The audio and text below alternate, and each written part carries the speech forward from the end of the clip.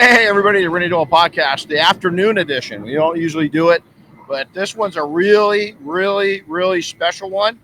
And this is with Flex Tools out of Germany. I've got Team Flex with me right now. Two of the individuals are actually from the headquarters, which I've been to. Amazing, just outside of Stuttgart, Germany. And I am excited to introduce them, and we're going to have a really cool, just friendly discussion all about Flex and your guys' 100th birthday.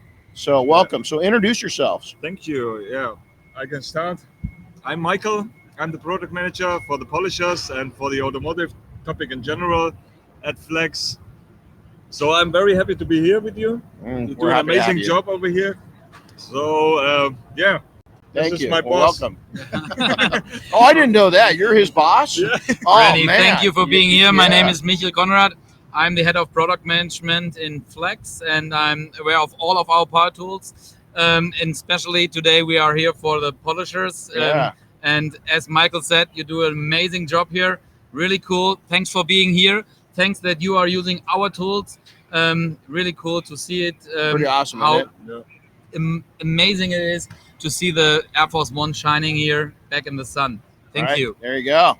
And my name's Chris Metcalf. I'm the key account manager for Flex in North America. And, we're excited to be here. And, Renny, this is how many years has Flex been used on this project? I did the first test in 2008. Wow. We weren't convinced. We didn't know because the 3401 had just come out. Yeah. And so we brought it up, and we were convinced at that point. So in 2009, we went full-fledged, and ever since then, we've tested other tools, as part of the, that's what we do, right, is we test tools. But Flex has been a steady, the tool of choice for Air Force One since 2008. I think it comes down to unique the tool is, and the gear-driven and the forced action. But it's interesting. This is my fourth year here on the project, and it's like every time we're here, we have different obstacles. The plane is in different condition every time we come here. Oh yeah, because of the elements in the air and the way it's stored here and things like that. Well, you gotta remember. Let's go all the way back. 2002, I did the test spot right here. Matter of fact, right in back of us. That was the proving grounds, and I had to prove to the Department of Defense. I had to prove to the Air Force. I had to prove to Boeing and the Museum of Flight. There's a lot of people to prove, and it took several months. In 2003, we actually did it. At that time, the planes, these planes were actually outside with no roof line. It wasn't until 2016, so 6 years ago, that this building was finishing up. Air Force One was here. The 747 was here. Concorde was here, but that was it. None of the other planes were in here yet. And so it really took a beating prior to that time. And this has made a huge difference. One of these days, probably in my career, the sidewalls would be on this building. But this was I want to say it was like a $50 million, program to build this huge hangar, for these aircraft. So let's talk about, you mentioned something, Chris, and we'll have you guys. We've gotten eyes on some new goodies. Wish we could bring them out, but we can't. Yeah. But the uniqueness of forced action, the forced action tool is we often say this: if you take a DA polisher and you took a rotary and they had a baby, is that baby would be a beast mode 3401. I've never heard that, but that's a good it's a good way to look at it. It really is. It's the two best combination out of two worlds. That's it. Yeah. The two were single and ready to mingle, and they came together, and they developed this amazing tool, and it's pretty cool. And I want to point out right behind us. I mean, we don't want to interrupt the guys making it happen, right? I mean, these guys are sitting right behind us, and here's the reality too is these guys have learned the beauty of forced action technology and the quality of Flex. In the early days, we worked 14 hours a day for 10 days. So do the math on that. Yep. Those polishers were going for 140 hours, and most of that was pretty much straight through. Yep. And we have very little problems. That was the other reason we switched over is we weren't breaking tools. We've had a couple of breaks here, but all of these tools are multiple years old. and they're not being ran underneath normal conditions. And we have really enjoyed the Flex line because we just don't have downtime. Well, the tools are reliable. I'm impressed. I'm impressed. Every one of your guys has the correct extension cord, which I'm a big advocate on. Which promoting. is what's that's the 12 gauge. Yeah, no more than 50 foot, and you guys, have the big junction boxes under each one of the stations or under each one of the planes, and you're running those big extension cords. That makes a big deal on how the tool performs and how it's going to last. But it's so funny that you mentioned some of the guys that have been on this project for 10 plus years. Yeah. They still have the exact same polisher, and they don't want to get rid of that polisher because they're talking with you guys and asking you like, hey, what am I going to expect to replace on this tool next? Because I haven't replaced anything, but they want to keep that tool and use it on this project every time. We just sent, we have our training center tools serviced we say twice a year. We can't go without them, so it's once a year. So we just had one batch serviced recently, and one of the tools that went was my original 3401. Wow. And it came back serviced, and it went right back into operation. That tool was built in 08. Wow. In 08, and it's still going. And you really can't tell the difference between it and a model that's a year old. If I couldn't go into my tool cabinet and say, oh, that's it, I can't tell. It's held up that well. Michael, what are like the 4 components on our tool that we need to be concerned about? What do you consider like an oil change on your polisher? Oil, the fork, we have to concerning. What would you say? Like carbon brushes, switches? Carbon brushes, switches, yeah, for sure, because they are in daily use. Then carbon brushes, it's a worn-out material. Did you already said his 2010 Flex is still going? How cool is that? Hey, this is as raw gets. Yeah. This is real. So how cool is that? I mean, and Adam runs a really successful shop, a very busy shop. For him to have a tool that's 12 years old and going at it, that's pretty cool. Yeah. So what's the tune-ups we need to do? The grease maybe, sometimes in the head, sometimes in the head. But the easy stuff that people do are like carbon brushes, switches, definitely. Maybe a cord or a speed control. Perfect. Those are all easy things that you can take care of yourself. When I ran shops before I sold my shops, we did the cord change out ourselves. It'd take me about 10 minutes, to put a new cord in. It's easy. We'd go in, and when I'd break open the case, we'd clean it up, blow it out, get all the gunk out of it, replace the cord, and then we were good to go. Just a few screws. Yeah, it's really easy to do. So Flex. Let's go back to the heritage of Flex. I've been on the floor, right in the factory. Pretty amazing because so many of the components. It's not just the tools assembled there. The components are actually built there. So talk about the legacy, right? I mean, you guys aren't going, something that needs, I can't remember how much copper wire the 3401 has in it. Hello. Yeah, exactly. It's a great way to say it. The machine winds it so fast you can't even focus on it. It does, but I remember being there, and they had to service the machine that did it. And one of them only had half of the copper on it. And I remember looking at the difference, and I was like, that's a lot of copper. That's where the power comes from. The more copper you have, the more power you have then. Well, so then we need one that's got like this much copper in it. We're detailers, Then we have to balance the advantages. It's people say, sometimes they'll ask me, they say, how'd you get big arms? And I was like, detailing. Well, that's a question I get at SEMA. When we're at SEMA a lot of times, Renny, and I put the 3401 or the Beast in someone's hands, or really any of our Flex units, and sometimes they'll make a comment, well, it's a little bit heavier than what I have.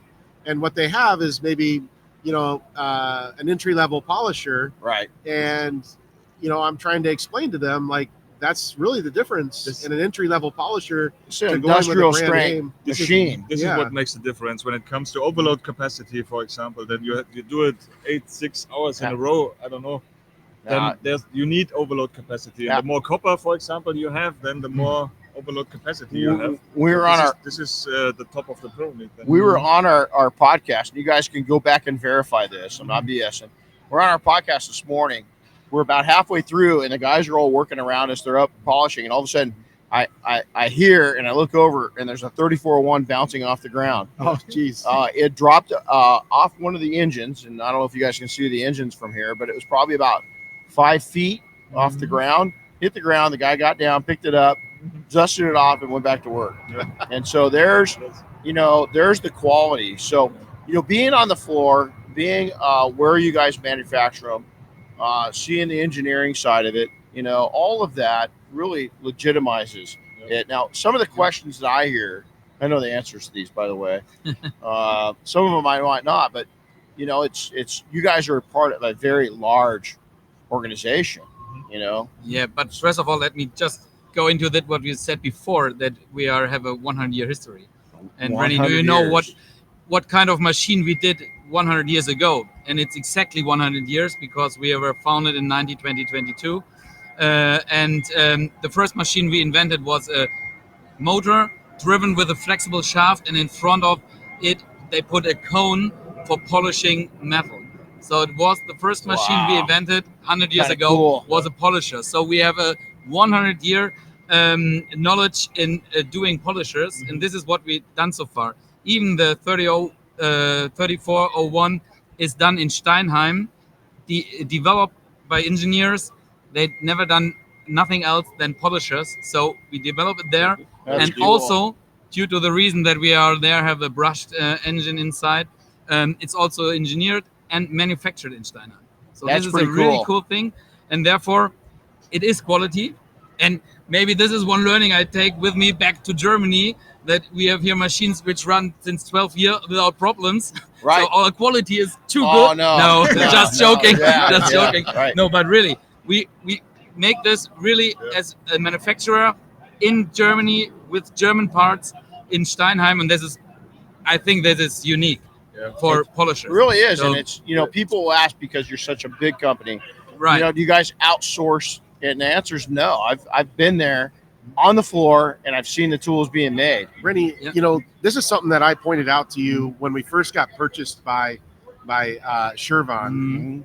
Shervon came in and bought Flex about 8 years ago, and has run the company the same way as when they purchased the company. Yeah. The big difference is that Shervon is one of the largest power tool manufacturers in the world, and to be honest with you, I don't know where we are as far as the battery manufacturing, but we make some of the best batteries in the market today. That some of our other brands are Ego, that's under our umbrella, in the lawn and garden department. Take my money. Just take my money because I've got the Ego stuff is the leading product in the lawn and garden department, and everybody is following that battery technology because they've worked so long on it. And that battery technology then rolls over into our other brands like Skill and Skill Sol, as well as Flex. And this is a good point, Chris. Because due to the reason that we have the chance together with Shervon to have our own battery system, we do not have to look to others and what they are doing. Can we get their batteries, for example, as other manufacturers? So we have our own platform, we have our own system. We have a direct way to get the cells. We produce them by our own. This is an advantage. You see in the polishing business, I think nobody else can do this. And this is also the reason why we are, I think, with the battery-driven polishers, we are on the top level. Yeah. So even our range we have right now is on a very good level. But I can promise you, Renny, we are working already on the new version, which is surely on the top level, so that we do not have to think about should I take a version with cord or should I take a version with battery. So it's absolutely the way to get convenience, and therefore we are have the great chance together with Shervon and the battery knowledge, and there's a real great battery knowledge. You know it as a Ego user that we have that kind of batteries. We have that kind of batteries, and even here in United States we have Flex with the new cells, which are all the hand pouch tools. cells. Yep, so all the drills and and impact and everything else. And we use all of those too. Yeah, and in my personal opinion, so you can tell me if I'm wrong, But I think the future will be battery. The future is battery driven. I tell classes, Chris will confirm this. I tell every single class, listen, in our careers, we will get to the point just like electricians did back in the 70s to where it's rare we pick up a corded tool. Yep. You can't go into a home center and buy a corded drill anymore. No, you really can't. No, and so it in our careers, the technology is going to go to a spot to where you guys keep on developing such innovative tools that are battery powered that it just won't make sense to plug in anymore. Exactly. And what I like now is even with your current battery tools, is that it's a quick charge. So I go through it. On average, I'm a big fan of forced action, and so your forced action, battery unit. I use it for 30 to 40 minutes, not continually. Yep. Using it, set it down, wipe, inspect, use it, set it down. So we'll go through for about 40 minutes, but it only takes 30 to 40 minutes for the other battery to charge. So I don't run out of battery. And you got the LCD right on the battery charger that tells you exactly how long it takes to charge. Exactly. I mean, so it's just, so let's go backwards a little bit. So let's go back to 1922. Could you imagine they're taking and developing this flex head polisher? Could you imagine the innovation with those people that developed your company and looking where we're at today? I mean, think about that for a second. 100 years ago, World War I had just ended. They're flying biplanes or triplanes. You guys had just built a tool to polish some metal, and now 100 years later, we're sitting here polishing metal on a jet aircraft. Yeah. Renny, interesting point. We just traveling around the United States. I started 2 weeks ago in Las Vegas, and I saw a shop where our polisher were at advertisement in the outside. And I told to my colleague, is it weird? Mr. Ackerman and Mr. Schmidt, these are the two guys, the founders, 100 years ago. Do they think about that they have an advertisement in Las Vegas, in the desert, in the middle of nowhere? Yeah, who would ever know? Yeah, and I think it's weird. And even if I stand here and see that the amazing amount of machines we have here, 30 or 40 machines from Flex are running and cleaning the machine, I even don't know if Mr. Ackerman and Mr. Schmidt, who set up the company under the brand Ackerman and Schmidt in downtown Stuttgart. It was in Bad Cannstatt. It's really downtown Stuttgart. I don't even believe it. So it's enormous what we've done in 100 years history. Really, it's so you guys haven't heard this story, okay? Chris may have. So I'm sitting in your guys'. I'm a Porsche nut. We've talked about that. I like all cars, but man, I'll tell you, I got a crush on Porsche. So I'm sitting in your guys' office, and I think it was Thilo and Bob Eckelberg walked up to me. Bob Eichelberg and Thilo look at me and they go, "We got a surprise for you." I said, "What?" They said, "Come on, let's go get in the car." And about a short time later, we're pulling up to Porsche. Well, we walk in and I think, okay, cool. We're going to get to see Porsche.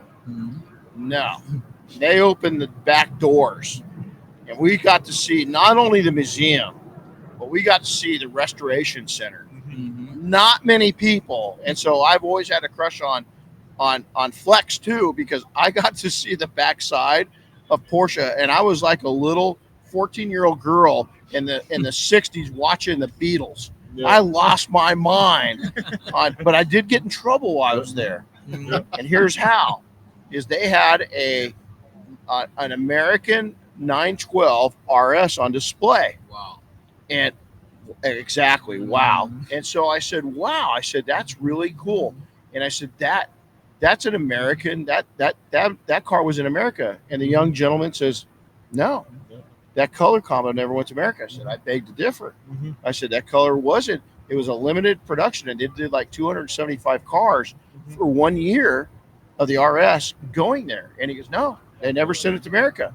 Well, the curator, guy about probably 60 at that time, he goes over and gets him, speaks to him in German, comes over to him, and he goes, "What's your name?" And I introduce myself. He shakes my hand and he goes, "You know your Porsche, because that car came from California.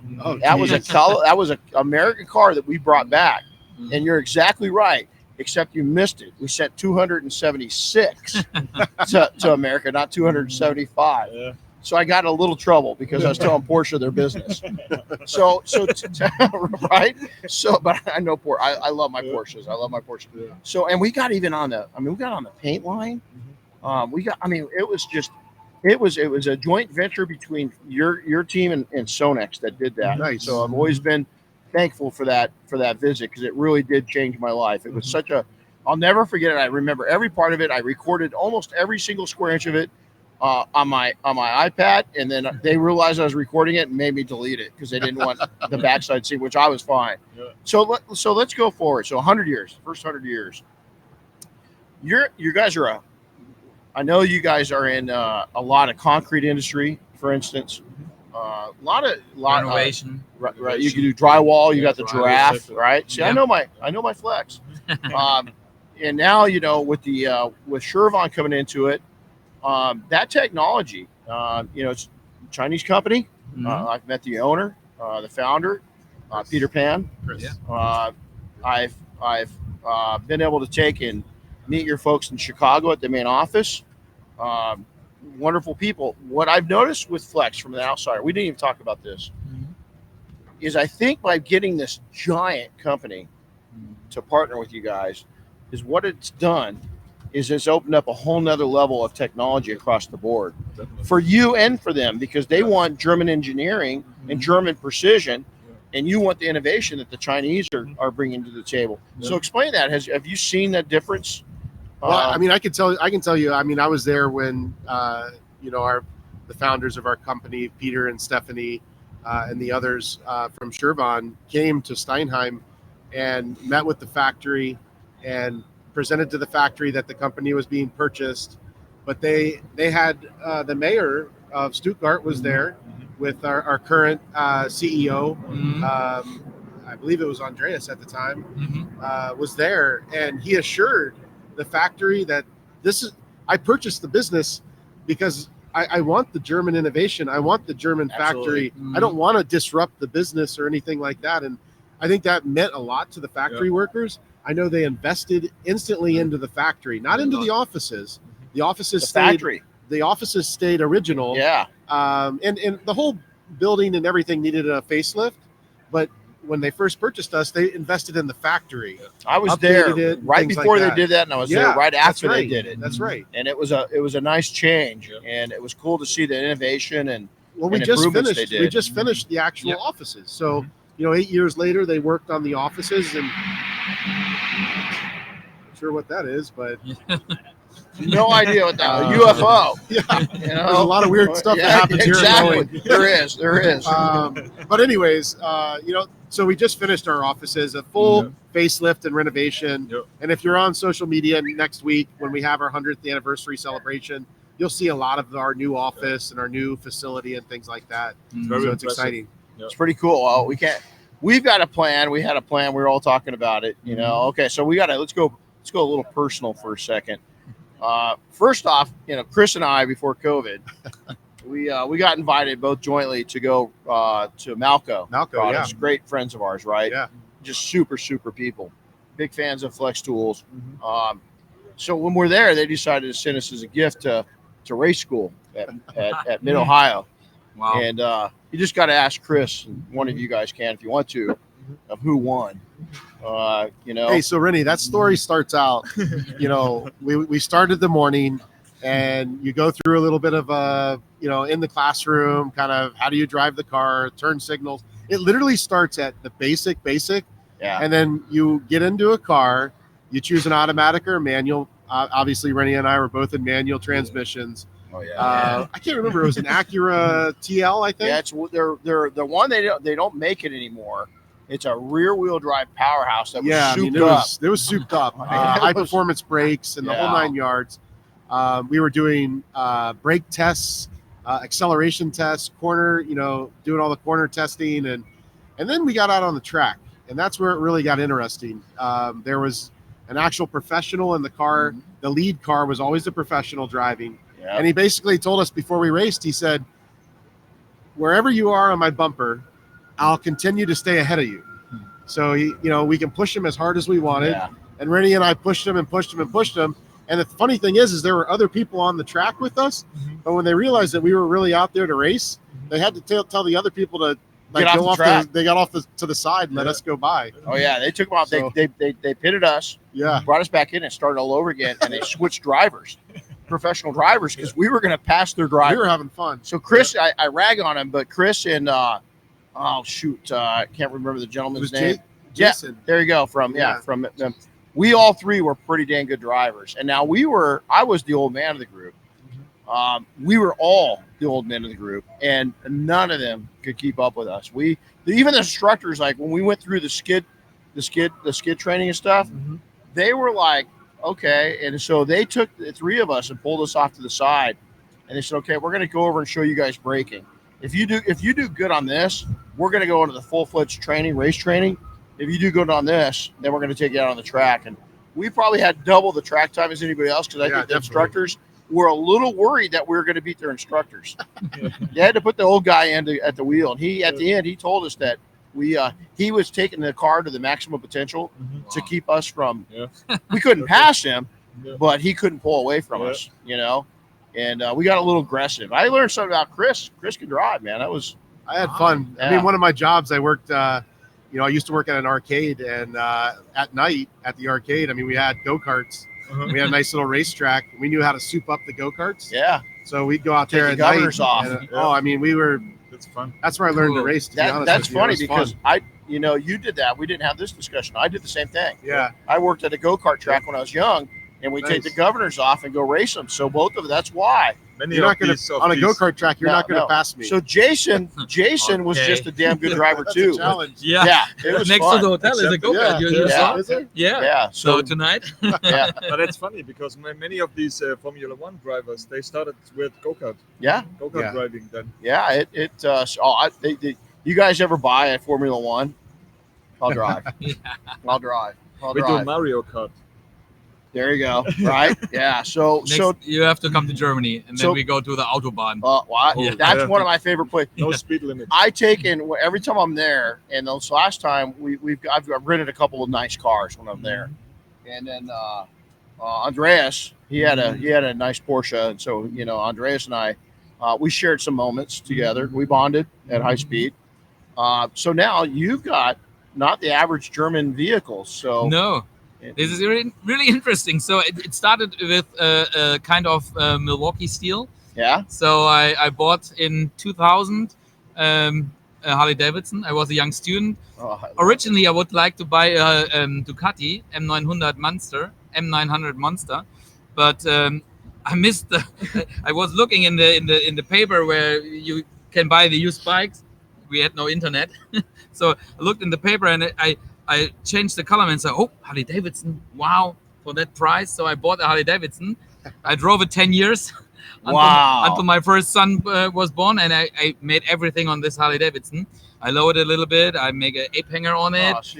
It was the original color, the green of the police beetle in Germany. Oh, wow. I bought it directly from Volkswagen, the small can, and they painted me a big airbrush on the that's gas cool. tank. That's cool. So it was really, really cool. I loved it. But my son was born, and I said, okay, let's sell time to get rid of the bike. let's sell the bike. But before I sold the bike, I owned 2 years together a Dodge Charger SRT8. That's so cool. It was the best car ever in my life. 6.1 liters V8 Hemi. I loved it. Two spare plugs per cylinder. Oh, I love this car. Did people look at you like you were crazy when you were driving around? The funny thing is that he's a crazy driver. I'm a crazy That's driver, awesome. and the funny You must thing drive. is, this car was never sold in Germany. Really? So I was one of maybe hundreds in Germany who owned this car. Wow. And the reason why I bought this was during the test drive. The guy from whom I sold this car, bought this car, we were standing at a traffic light, and I was looking in the car around. Nice leather, cool steering wheel, radio. It was the big one with the satellite radio and so on. And the guy said, "Hey, look! and a small boy was standing at the traffic light and taking with his mobile a picture of the car. Oh, that's and then cool. I said to the guy, I said, stop it, I pay everything. Yeah, right now. So, and Take my on money. each gas station, the guys asked, "Wow, what is this car?" And it was so loud, and and the fastest thing, this I must tell you, in front of the airport in Frankfurt, you have a four-way highway. Yeah. It's very unique in Germany, Mhm. but it was empty Sunday night, and I was putting the pedal to the metal, and the race car really got 300 kilometers per hour. Ah, there you go. Oh, I love the Charger. Yeah, but then I got kids. Yep. And we Mellow need to buy a out. Volkswagen. Mellow out. It's okay. Don't grow up and go on, and you'll get your choice. Well, Chris will tell you right now that off the track, I'm a very mild driver. I'm a very conservative, safe driver. Oh yeah. Right, Chris? I drive very, very. I'm an old lady driver on the street. Right, Chris? Yeah, very old lady. Old lady. Yeah, it's we were coming down the other day and I did a maneuver and I forgot my wife was in the car with me. And I looked over and I thought she had how do you say the word we just said in German? Yeah, there you go. I think that was her moment, and she says, "How often do you do this when I'm not in the car?" And I said, "Oh man, all the time." I mean, usually not with you in the car. So now are you a car guy? Absolutely. I'm addicted to cars because after school I became a car mechanic. Basically. Did you? Yeah. Ah. Education 3.5 years for Volkswagen and Audi. Oh, So dang. German cars. Yeah. And I was always with the Volkswagen. There you go. Started with a Golf Mark III. Yeah. Oh, cool car. Then Great car. Mark VI. Yeah. And now I have a VW Tiguan. Oh, there you Tiguan go. Allspace, Yeah. diesel. Ah, I've got, it's gone. It goes away here shortly. I have a Subaru Wrx Sti, and I almost got the Golf R instead, but they didn't have the color I wanted. So I went with, but you know, it's funny because I've gotten to the point that's been a fun car. My mellow driving blew the engine at just over 20,000 miles. So, oops. But it was under warranty, and Subaru was gracious enough to give me a new motor, for it. So now let's move ahead. Let's get back to Flex. But I love to prove that people are car guys. So we just verified that. You know, you guys are car guys. It's in our blood. You know, you can't be I just don't think that you can be in an industry and not be passionate about it. So it's cool that you guys are, you came all the way from, Germany to be here. And B, that you've got that passion, that bloodline, right? And all of us that, all four of us got it. Chris is car nuts. He's got way too many cars. I think he's got more. You got more than me, or you will here shortly, right? Yeah, you're gonna be ahead of me. He's got a disease. I like that Baja. Yeah, that Baja it's you a have. That's disease. sweet. Okay. He's Take got that down to the beach. Yeah, he's. Does it? No. Yeah. You got to trailer it everywhere you take it. Yeah. No, he drives it. Doesn't go he drives anywhere. it. So, let's go. Let's look at. We talked about the 100 years. Let's talk about the next 100 years. Where's Flex? We talked about battery. You really think is it heavily headed that way? Absolutely.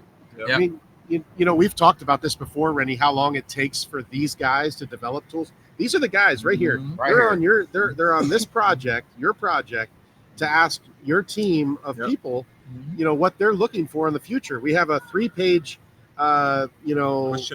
questionnaire that we're going to hand out to everybody. And ask, what do you want to see? What do you want to see different? And we care about that. We want to listen to the industry and really make our roadmap based on what people ask for. I can already tell you this. I want a robotic polisher that will automatically do all the work and do it in an That's hour. it. Somewhere in there.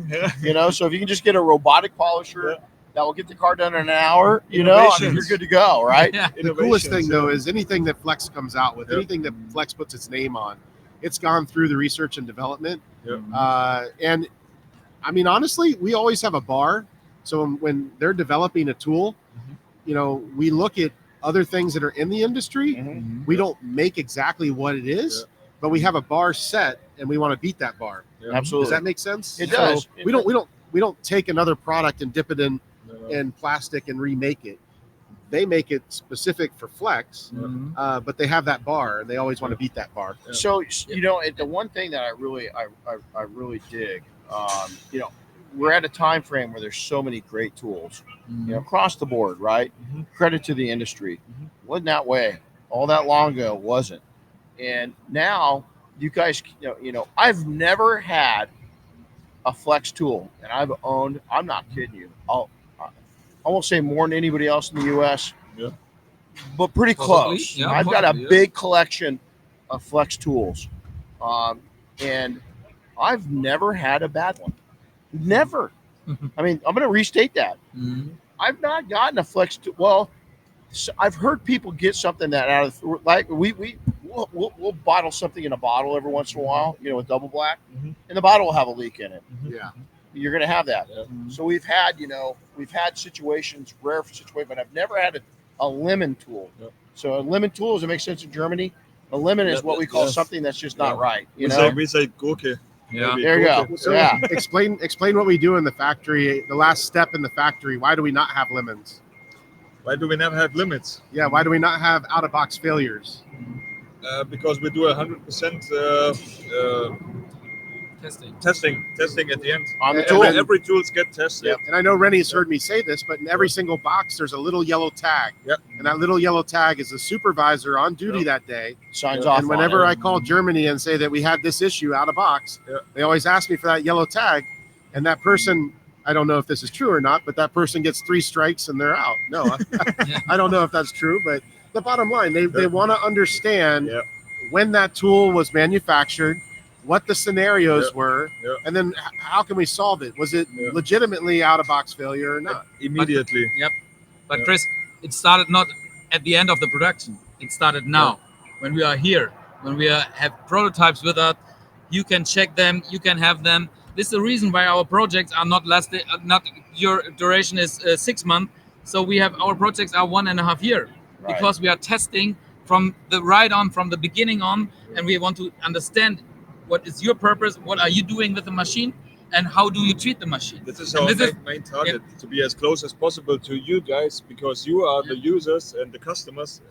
And We we have sell the tools to you. We want to offer you the best possible solutions, because otherwise we would do a happy engineering. Yeah. This would and we make have a lot sense. of quality gates to Yeah. reach in our projects, and therefore we can say at the end we have a product which is perfectly engineered.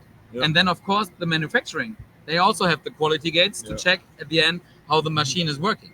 But it really begins at the beginning of the engineering. Yeah. So, and therefore I think we have a real great possibility also due to the to our mother company, to Sherwin, because they give us the option to or give us the time and the option to develop and engineer a product at its best That's until cool. the finish, until we say now it's good for the professional, for you to do your daily job.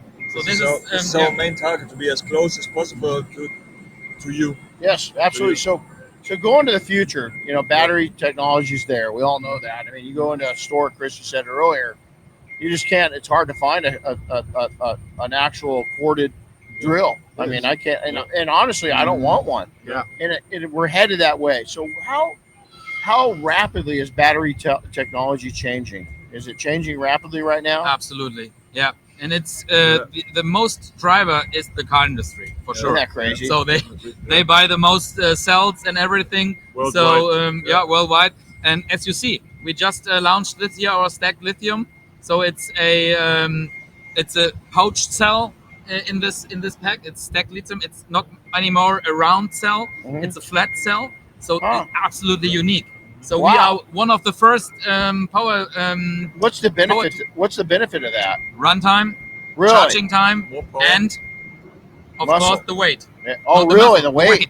Yeah, you can put more layers Uh-huh. in the same size. Ah, So you got more, or you can put, of course, interesting. See, I So didn't- the best I didn't know that. explanation that I've heard about the stacked lithium comes from our North American product team, and basically they describe it like the current battery is like a one lane freeway or a one lane off ramp and a one lane on ramp. So Yeah. now the new stacked lithium is like 6 lanes going off the freeway at once, basically charging the battery, and then 6 lanes going on, back onto that freeway. So wow, the path of energy is really what it comes down to. right? And I'm not kidding you. The new stacked lithium, the 24 volt stacked lithium that we have with Flex available now, is 300% more power. It doesn't make the tool more powerful. It gives you a longer runtime. That was really, it's not eating the battery up And as it can fast. charge 200% faster than the current lithium batteries. Wow, It's just that's crazy. amazing. And that's really the next generation of lithium. Absolutely. You're going to start to hear the car manufacturers talk about these flat lithium cells. Wow, that's pretty cool. So, yeah. Hey, did you guys see the video out? The video of the AA modeled the new Mercedes Benz.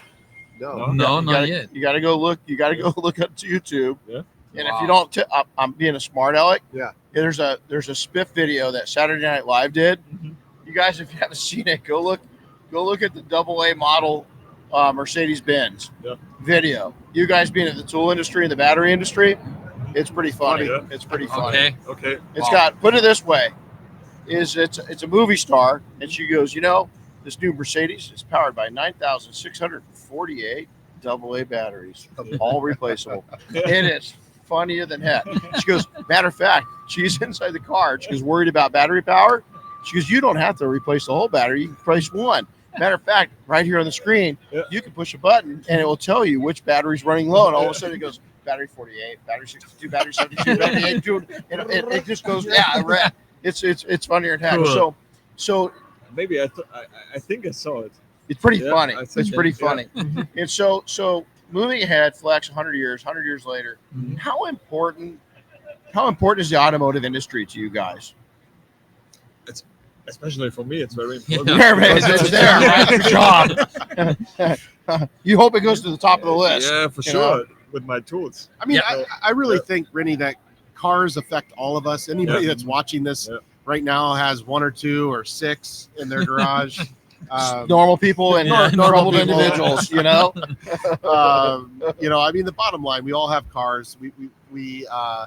I feel accomplished when I wash my car, when I detail my car. You can come do mine. You'll feel that much more I mean, accomplished. But think about it. Every time you finished a car in your career, did you stand back and look at it and go, holy shit, this feels good. Yeah. I got to say, if you don't walk out, if you're not going into a store and you don't turn around, the old saying, if you don't turn around and look at your car, you're driving the wrong car.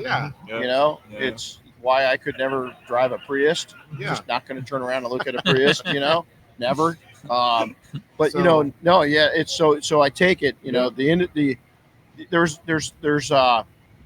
the detailing industry is changing. I mean, like the battery industry, it's rapid change, right? And so I think that people will be glad to hear that, Flex is dedicated to the automotive industry and moving ahead because, a lot of people are vested into your company. Yeah. They bought it and they bought the tools and they're champions. They're fans, and so they want to see that it's sticking aside. So moving ahead. So we've got any little sneak peeks that you guys can talk about or I would tell you August 1st on Flex Automotive Instagram and Flex Automotive social media that we will be announcing an exciting limited edition polisher. So that polisher, when it's announced and you get to see it for the first time, I think it'll be exciting to the industry. And around that same time, you'll be able to place your orders through your dealers. So we might have seen one or two of them here, just one or two or six of them maybe. It's exciting.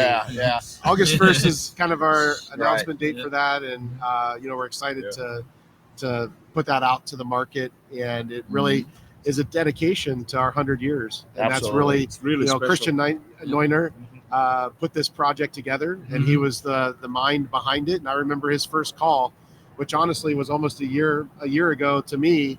And he just said, he's like, I want to do something special for the automotive industry and what can I do? And we came up with this idea and it's exciting. I'm excited to really did what's special. You guys worked really hard on the project as well as our marketing special. team. Yeah, really. So I saw this, a light edition of this back in Florida. Yeah. But I didn't hear the whole story behind it. It's got a really cool story that I can't wait for you guys to go public with. We'll keep our lips are sealed until then. Okay. But it we can't wait for it to do, and I know the guys and gals here are really excited about it. So with that, But good point is, Renny, you ask after what is happening in 100 years, in the next 100 years. yes. So also the way to polish. Is it still rotary? Is it still? Oh, yeah. Any? Yeah. We have also, for example, sonic polishing. I don't know. Yeah. So this is the thing we are thinking about, and I can promise you that we are really think hard about how can we change the way of polish. Well, And also robotic is an interesting point. Everybody is doing robotic. Yeah, they are. So what's going to happen? maybe we think also about it, I better to say we have to think about it because the market in all other business is turning around. Well, we put science to work in detailing shops, and a lot of people don't think about detailing in science, but we measure paint, and more. I mean, I bet the number of craftsmen measuring paint has grown by 20 times in the last 5 years. What we're noticing with this, and paint correction is going to change. It's changed already in the last 5 years. Even the adjustments we've had to make across the board with rotary, with forced action, and with DA. Here's why. The manufacturers are using less and less film or paint, clear coat, whatever you want to call it, on the cars. We're seeing numbers that wouldn't have been thought of just 5 years ago. Well, guess what? As inflation goes up, as expenses goes up, and also as I hate to say this, greed with these big companies, these auto manufacturers goes up, is you're going to see less and less paint on it. So it's not even a choice of changing. You have to change. For instance, using a rotary on factory paint, it's become critical that we don't do that because it's not that the rotaries a bad tool. The rotary in an automotive collision center is a great tool, but on factory new paints, we're getting dangerously low film numbers that technology is not the best way to go, But now think on an intelligent polisher. What happened if the polisher tells you, hey, stop, it's too low. Oh, wow. Stop now. Right, absolutely. So it's measured the whole time, the whole polishing process. There you go. There's where I wanted to go with this. Think about this. There you go. So maybe this is the future of polishing. I think so. He's taking notes. Even the robotic stuff that you guys had, you posted last week on Instagram, the girl that had the leg extensions. And, exoskeleton. This is also a thing. Because we're thinking in systems, so it's not not the polisher only. So it's system, all the around. Who would have ever thought? Let's go back to there's a tie-in with an American automotive company and a German automotive company when Ford developed the assembly line, and then when robotic painting happened. Well, Porsche took a lot of the innovations that Ford used and knew the Fords, and actually came over and got a lot of information on their production line from Ford, and then took it back and put the Porsche twist on it. And then now look at it. Who would have guessed 50, 60 years ago that our cars would be painted robotically? Your painters would have told you that's not possible. Detailers are going to tell you it's not possible to polish a car robotically. Well, I beg to differ. If they can paint it, they can polish it. And I'm all about that. I'd love to I'm about making money and profitability. And, the weakest link in any business, I hate to say this, especially in the day and age, we're seeing it firsthand, is staff. And we're pushing. Everybody says, oh, robots are pushing people out of the place of business. No. People, we're having struggles with people these days wanting to work. And especially look at every McDonald's you walk in.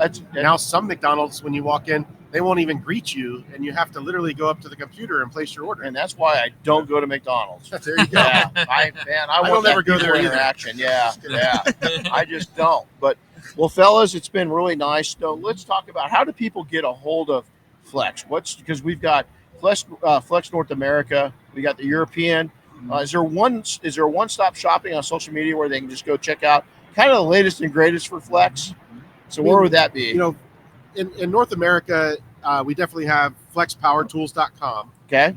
That's our main website. Right. And other parts of the world that are watching this, flex-tools.com. We do have a couple different social media platforms, and the reason being is because, we want the automotive segment to be focused on automotive, and we do have our general, Flex Power Tools, Instagram, and things like that. But Flex Automotive is also really another social media group that you want to join on all platforms. Yeah. That's cool. Yep.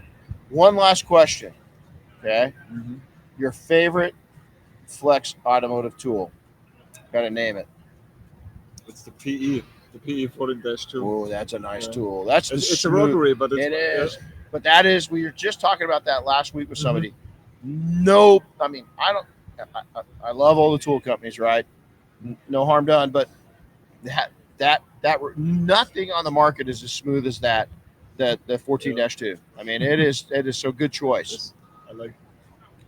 On the perspective of polisher, of course, the PXE or Okay. PXE. Yep.